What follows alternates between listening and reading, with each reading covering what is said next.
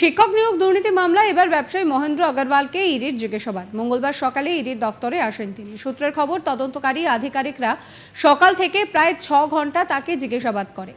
এর আগে শিক্ষক নিয়োগ দুর্নীতি মামলায় তার বাড়িতে তল্লাশি চালানো হয়। সূত্রের খবর, সেই তল্লাশিতে ইডির আধিকারিকরা একাধিক ডকুমেন্টস উদ্ধার করেছে। মঙ্গলবার তাকে বেশ কিছু নথি আনতে বলা হয়েছিল। সেই ডকুমেন্টস খতিয়ে দেখে তদন্তকারী আধিকারিকেরা তাকে জিজ্ঞাসাবাদ করেন বলে সূত্র মারফত জানা যাচ্ছে।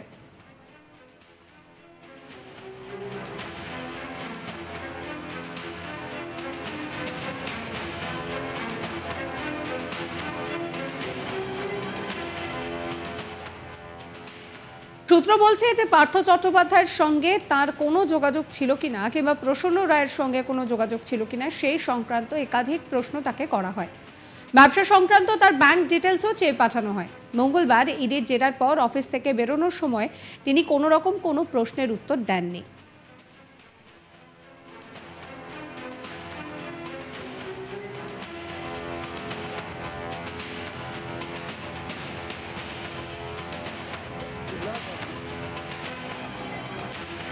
তদন্ত শুরু করে ইডি প্রথমে তৎকালীন শিক্ষামন্ত্রী পার্থ চট্টোপাধ্যায়কে গ্রেফতার করে। তাকে গ্রেফতার করার পর জিজ্ঞাসাবাদ চালিয়ে উঠে আসে একাধিক নাম। এরপর তাদের সকলকেই এক এক করে জিজ্ঞাসাবাদ করা হয়। পরে ইডি তাদেরকেও গ্রেফতার করে। বর্তমানে তারা প্রত্যেকেই জেল কাস্টাডিতেই রয়েছেন।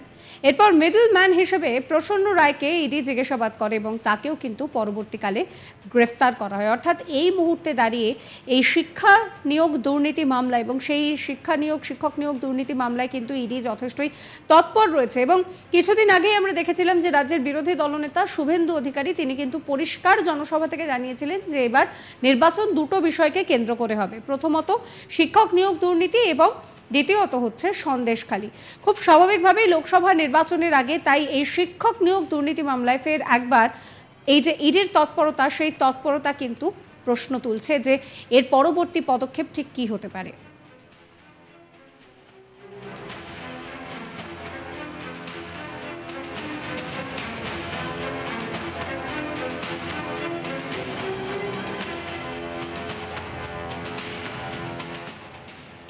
শিক্ষক নিয়োগ দুর্নীতি মামলায় এবার ব্যবসায়ী মহেন্দ্র আগরওয়ালকে ইডির জিজ্ঞাসাবাদ।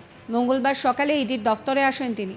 সূত্রের খবর, তদন্তকারী আধিকারিকরা সকাল থেকে প্রায় 6 ঘন্টা তাকে জিজ্ঞাসাবাদ করেন। এর আগে শিক্ষক নিয়োগ দুর্নীতি মামলায় তার বাড়িতে তল্লাশিও চালানো হয়েছিল। সেই তল্লাশির সূত্র ধরেই ইডির আধিকারিকরা কিন্তু একাধিক ডকুমেন্টস উদ্ধার করেন। মঙ্গলবার ফের তাকে বেশ কিছু ডকুমেন্ট সঙ্গে করে আনতে বলা হয়। সেই ডকুমেন্টস খতিয়ে দেখে তদন্তকারী আধিকারিকরা তাকে জিজ্ঞাসাবাদ করেন বলে সূত্র মারফত জানা যাচ্ছে। তার সঙ্গে কি পার্থ চট্টোপাধ্যায়ের যোগাযোগ রয়েছে বা প্রসন্ন রায়ের কি কোনো যোগাযোগ রয়েছে? ইডির সূত্র মারফত জানা যাচ্ছে যে এই সমস্ত বিষয়কেই নিয়ে তাকে কিন্তু একাধিক প্রশ্ন করা হয়েছে। ব্যবসা সংক্রান্ত তার ব্যাংক ডিটেলসও চেয়ে পাঠানো হয়েছে। মঙ্গলবার ইডির জেরার পর অফিস থেকে বেরোনোর সময় তাকে বেশ কিছু প্রশ্ন করা হয়, কিন্তু তিনি সাংবাদিকদের কোনো প্রশ্নেরই উত্তর দেননি। আর এই শিক্ষক নিয়োগ দুর্নীতি মামলায় পার্থ চট্টোপাধ্যায়কে গ্রেফতার করা হয়েছে এবং এরপর কিন্তু আরও তদন্ত চলছে। এই নিয়ে আমার কলিগ অরিন্দমের একটি রিপোর্ট দেখাবো আপনাদের। শিক্ষক নিয়োগ দুর্নীতি মামলায় ব্যবসায়ী মহেন্দ্র আগরওয়ালকে ইডির জিজ্ঞাসাবাদ। মঙ্গলবার ইডির দপ্তরে আসেন তিনি। দীর্ঘক্ষণ ইডি দপ্তরে তাকে জিজ্ঞাসাবাদ করা হয় বলেই ইডি সূত্রে খবর। এরপর এদিন সন্ধ্যায় তিনি ইডি দপ্তর থেকে বেরিয়ে যান। যদিও ইডি দপ্তর থেকে বেরোনোর সময় তিনি কোনো প্রশ্নের বা কোনো কথা বলেননি।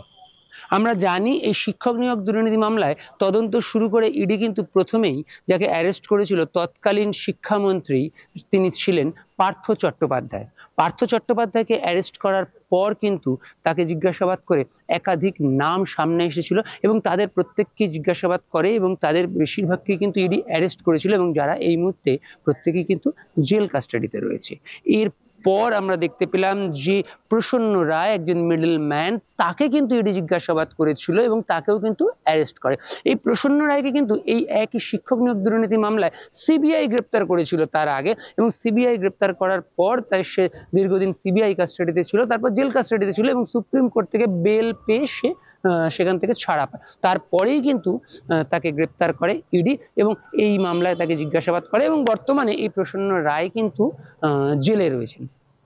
এরপর আমরা দেখতে পেলাম যে ইডির পক্ষ থেকে ইডির আধিকারিকরা সেন্ট্রাল ফোর্সের জওয়ানদের নিয়ে পৌঁছে গেছিল বেশ কয়েকজনের বাড়িতে। তার মধ্যে কিন্তু এই মহেন্দ্র আগরওয়াল, যার বাঙুর এলাকায় বাড়ি, তার বাড়িতে পৌঁছে যায় এবং সেখানে কিন্তু তাকে দীর্ঘক্ষণ জিজ্ঞাসাবাদ করা হয় এবং সূত্রের খবর তার কাছ থেকে কিন্তু একাধিক নথিপত্র সেদিন ইডি সিজ করেছিল এবং সেগুলো সিজ করে নিয়ে তাদের যে অফিস অর্থাৎ সল্টলেকের সিজিও কমপ্লেক্সে ইডির যে অফিস সেখানে নিয়ে আসা হয়। এবং এরপর কিন্তু আমরা যেটা দেখতে পেলাম, মঙ্গলবার দিন কিন্তু তাকে ডেকে পাঠানো হয় এই ইডির দপ্তরে এবং ইডি সূত্রের খবর তাকে কিন্তু এখানে জিজ্ঞাসাবাদ করা হয়। মূলত আমরা যেটা ইডি সূত্র থেকে জানতে পাচ্ছি যে এই যে ব্যবসায়ী, তার কাছ থেকে যেগুলো জানতে চাওয়া হয়েছিল যে পার্থ চট্টোপাধ্যায়ের সঙ্গে তার কোনো যোগাযোগ ছিল কিনা, বা এই যে শিক্ষক নিয়োগ দুর্নীতি, সেই দুর্নীতিতে আর যারা যারা ইতিমধ্যে গ্রেপ্তার হয়েছেন তাদের সঙ্গে এই ব্যবসায়ীর কোনো যোগাযোগ ছিল কিনা, কিংবা প্রসন্ন রায় যাকে ইডি গ্রেপ্তার করেছে ইতিমধ্যেই, যে মিডলম্যান অর্থাৎ যারা টাকার বিনিময়ে চাকরি পেতে চেয়েছিল এবং যারা এই টাকা নিয়েছিল চাকরি দেওয়ার জন্য বলে অভিযোগ, তাদের মধ্যে যে যোগাযোগ করিয়ে দিত সেই প্রসন্ন রায়, তার সঙ্গে এই যে ব্যবসায়ী অর্থাৎ এই মহেন্দ্র আগরওয়াল, তার কোনো যোগাযোগ ছিল কিনা বা তাদের মধ্যে কোনো আর্থিক লেনদেন হয়েছিল কিনা, কিংবা এই ব্যবসায়ীর যে অ্যাকাউন্ট সেই অ্যাকাউন্টে ওই খাতের কোনো টাকা সেখানে ঢুকেছিল কিনা, এরকম একাধিক প্রশ্ন কিন্তু তার কাছে করা হয়েছিল। এবং আমরা যেটা ইডি সূত্রে জানতে পারছি যে তার ব্যাংকের এবং পাশাপাশি অন্যান্য ব্যবসা সংক্রান্ত বিভিন্ন নথি কিন্তু এদিন তাকে নিয়ে আসতে বলা হয়েছিল এবং সে এই নথিগুলো নিয়ে ইডি দপ্তরে এসেছিল বলেই আমরা ইডি সূত্রে জানতে পারছি। এবং সেগুলো কিন্তু খতিয়ে দেখেছি ইডি অফিসাররা। এবং আমরা যেটা সূত্র মারফত জানতে পারছি যে এই ব্যবসায়ী, যার বাঙুরে বাড়ি, যার বাড়িতে কিন্তু ইতিমধ্যেই তল্লাশি করেছিল ইডি আধিকারিকরা এবং সেখান থেকে যে নথিগুলো সিজ করে নিয়ে এসেছিল সেই নথিগুলোকে এবং তাদের কাছে অন্যান্য যে বয়ান ছিল, যারা অ্যারেস্ট হয়েছিল তাদের যে বয়ান এবং এই যে নথি, সেগুলো তারা মিলিয়ে দেখেছিল এবং তারপরেই তারা সিদ্ধান্ত নিয়েছিল যে এই ব্যবসায়ীকে আবার জিজ্ঞাসাবাদের প্রয়োজন। এবং সেই মতোই কিন্তু মঙ্গলবার দিন তাকে ডেকে পাঠায় এবং মঙ্গলবার দিন দীর্ঘক্ষণ কিন্তু তাকে এই বিষয়ে জিজ্ঞাসাবাদ করা হয় যে প্রাথমিক শিক্ষক নিয়োগ দুর্নীতিতে তার কি ভূমিকা ছিল, বা তার কি যোগাযোগ ছিল, বা কার কার সাথে তার যোগাযোগ ছিল, বা কার কার সাথে তার আর্থিক লেনদেন ছিল, বা আদৌ কোনো আর্থিক লেনদেন ছিল কিনা, এরকম একাধিক বিষয় কিন্তু ইডি আধিকারিকরা জানতে চেয়েছিল বলেই কিন্তু আমরা সূত্র মারফত জানতে পারছি। তবে এই বিষয়ে মহেন্দ্র আগরওয়াল কিন্তু এদিন ইডি দপ্তর থেকে বেরোনোর সময় কিছু বলেননি, বা তিনি কিন্তু কোনো কিছুই জানাননি যে তাকে কেন ডাকা হয়েছিল বা তাকে আবার আসতে বলা হয়েছিল হচ্ছে কিনা, এরকমও কিন্তু কিছু মহেন্দ্র আগরওয়াল জানায়নি। তবে ইডি সূত্রে যেটা খবর যে তাকে কিন্তু এই প্রাথমিক নিয়োগ সংক্রান্ত যে দুর্নীতি তদন্ত করতে তার বাড়িতে ইতিমধ্যে তল্লাশি করেছিল সেই সংক্রান্ত বিষয়ে কিন্তু বেশ কিছু নথি নিয়ে এদিন আসতে বলা হয়েছিল এবং সেই নথি খতিয়ে দেখেছে ইডি আধিকারিকরা এবং তারপরে তাকে ইডি দপ্তর থেকে তাকে যেতে দেওয়া হয়েছে। সাবস্ক্রাইব করবেন আজ তাক বাংলার ইউটিউব চ্যানেলকে, ফলো করবেন হোয়াটসঅ্যাপ চ্যানেলও।